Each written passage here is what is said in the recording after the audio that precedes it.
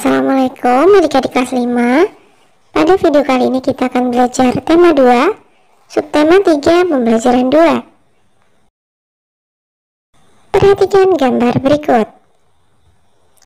Gambar di atas adalah cuplikan dari buku cerita bergambar berjudul Todi dan Semut.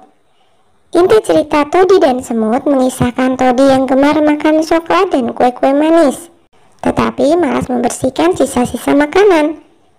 Suatu ketika Todi segera tertidur setelah makan kue manis dengan mulut dan tangan kotor terkena sisa-sisa makanan. Saat Todi tertidur, pasukan semut merubungi Todi. Mereka juga menggigit tangan dan muka Todi hingga bentol-bentol. Todi terbangun dan menangis karena merasa gatal-gatal. Sejak saat itu Todi selalu membersihkan diri seusai makan.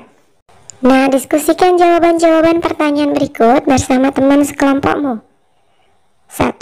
Apakah gambar tersebut mendukung cerita? Iya, gambar tersebut mendukung cerita. 2. Jika jawabanmu ya, apa alasanmu? Jika jawabanmu tidak, apa pula alasanmu? Gambar tersebut mendukung cerita karena memberikan gambaran singkat isi tulisan atau cerita yang disampaikan. Karya gambar cerita banyak kita temui pada buku cerita, terutama buku cerita bergambar dan komik. Perhatikan contoh gambar berikut. Nah, kita lihat ini ada 4 gambar. Gambar yang pertama ini Kak Diko membeli ikan. Ikan dipindahkan ke dalam akuarium. Kemudian gambar yang kedua, Bobby mengambil ikan. Ikan diletakkan di lantai. Gambar yang ketiga, Kak Diko melihat ikannya di lantai.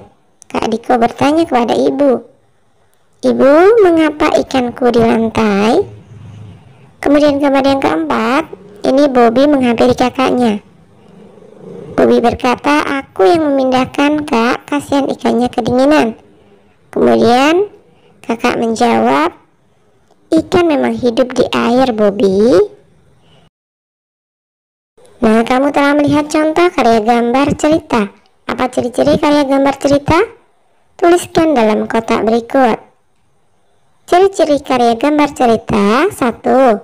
Memudahkan pembaca dalam memahami suatu penjelasan atau cerita. 2. Memberikan gambaran singkat isi tulisan atau cerita yang disampaikan. 3. Menambah nilai keindahan sajian sebuah tulisan atau cerita. 4. Memuat gambar lebih banyak daripada teks cerita. 5. Gambar-gambar yang ada menceritakan urutan peristiwa. Nah, tentukan satu tema yang kamu pilih untuk membuat gambar cerita. Kamu dapat mengingat-ingat pengalamanmu yang paling berkesan, atau kamu dapat mengambil beberapa contoh tema berikut. 1. Lingkunganku hijau, udaraku bersih. 2. Aku menjaga udaraku bersih. 3. Aku merawat kesehatan pernapasan. Menjaga kebersihan merupakan salah satu cara mencegah penyakit. Selain menjaga kebersihan, masih ada banyak cara mencegah penyakit. Pada pembelajaran 1, kamu telah mengetahui bahwa salah satu cara mengatasi bahaya kabut asap adalah dengan memakai masker. Memakai masker perlu dilakukan karena kabut asap dapat menyebabkan penyakit infeksi saluran pernapasan akut atau ISPA. Memakai masker memang merupakan salah satu cara mengatasi bahaya kabut asap dan merawat organ pernapasan. Selain memakai masker, apalagi yang dapat kita lakukan untuk merawat organ pernapasan? Bacalah bacaan berikut. Cara memelihara organ pernapasan. Kita berusaha selalu menjaga kesehatan organ pernapasan. Saat sakit, kita perlu segera berobat. Namun kita juga dapat mencegah penyakit pada sistem pernapasan dengan memelihara organ pernapasan. Berikut cara-cara memelihara organ pernapasan. 1. Menjaga kesehatan organ pernapasan. A. Makan makanan bergizi agar daya tahan tubuh terjaga baik.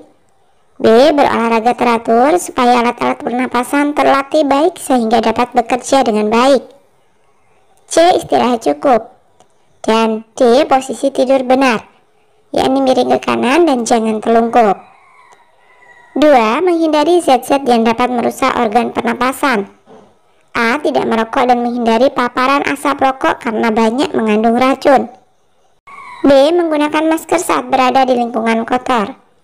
C. Mengurangi konsumsi makanan dan minuman dingin karena jaringan paru-paru sensitif terhadap dingin. D. Menghindari makanan dan minuman mengandung banyak gula dan bahan kimia karena dapat merangsang lendir pada paru-paru sehingga kapasitas udara yang disimpan dalam paru-paru akan lebih sedikit. 3. Merawat organ pernapasan. A. Membersihkan rongga hidung secara teratur.